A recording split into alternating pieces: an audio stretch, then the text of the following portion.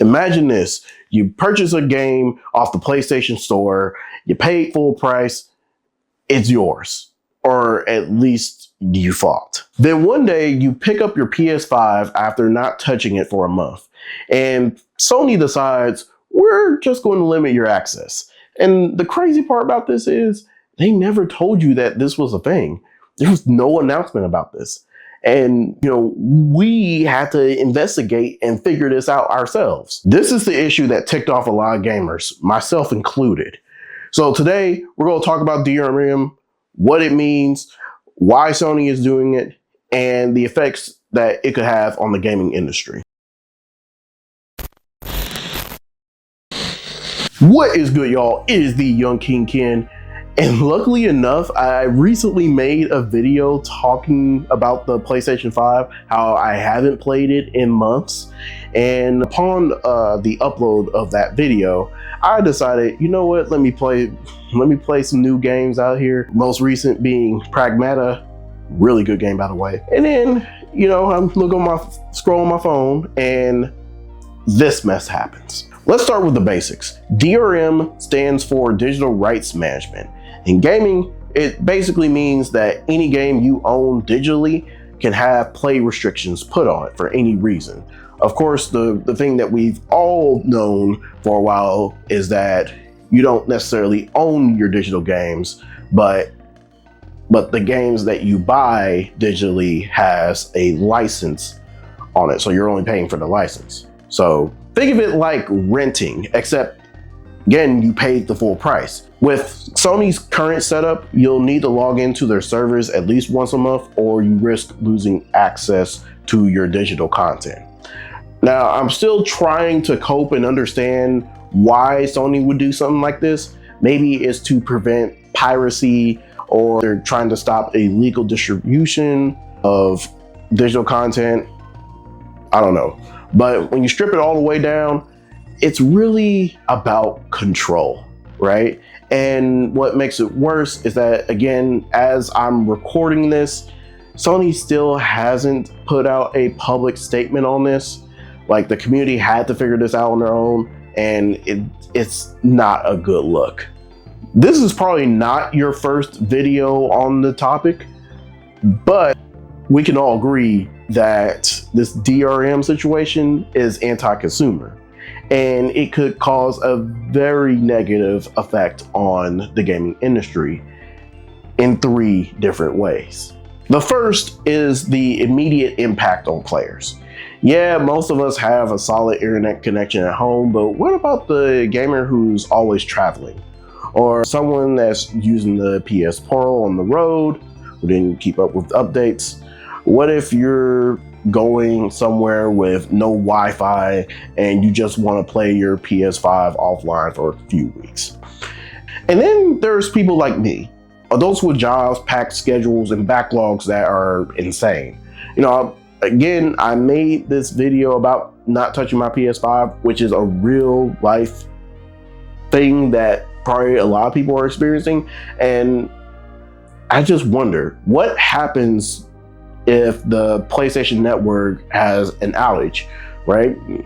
Something's really notorious for those, or a hack or a power situation that happens for an extended period of time. Or are you just out of luck on the games you paid for? Like, this is kind of wild to me. So the second way that this could change gaming is that now the physical versus digital debate is brought back in a new light.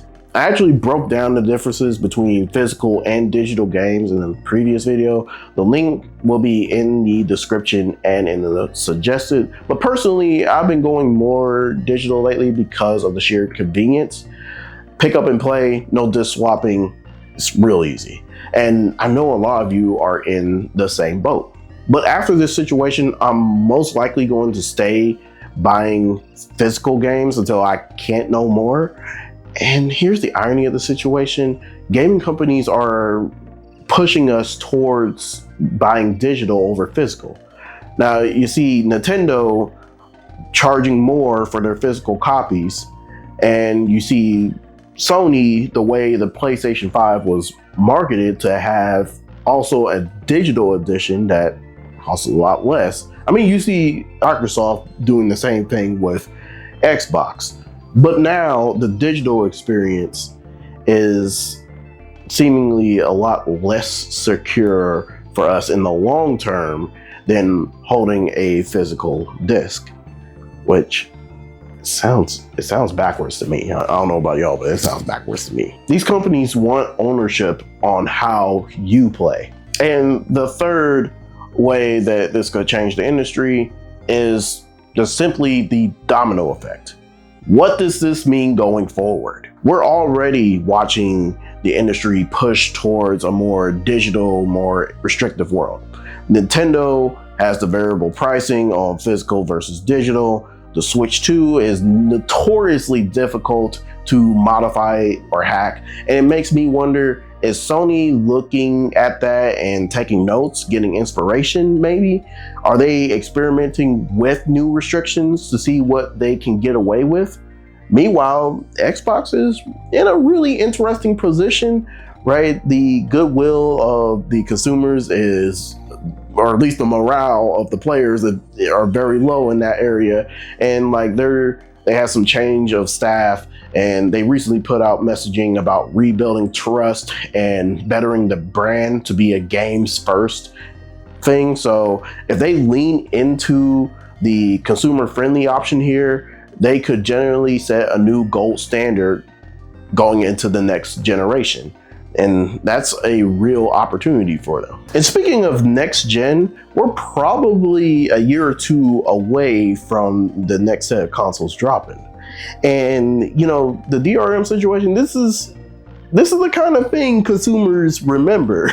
So think about a year ago when Xbox tried to raise their Game Pass prices, and how so many people decided to cancel their subscriptions, so much that it broke the web page to unsubscribe.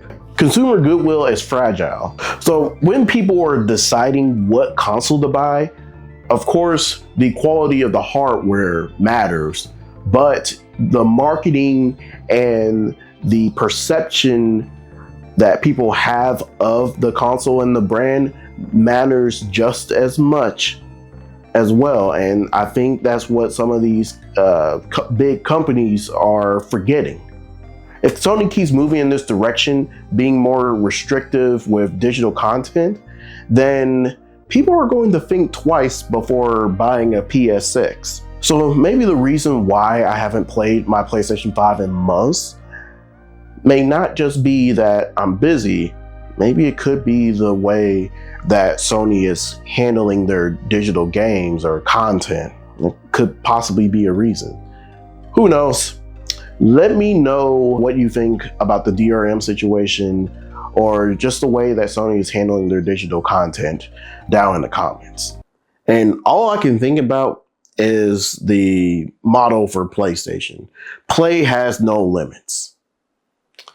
And now it's just play has a 30-day limit. Ridiculous, man. Sony, get your act together.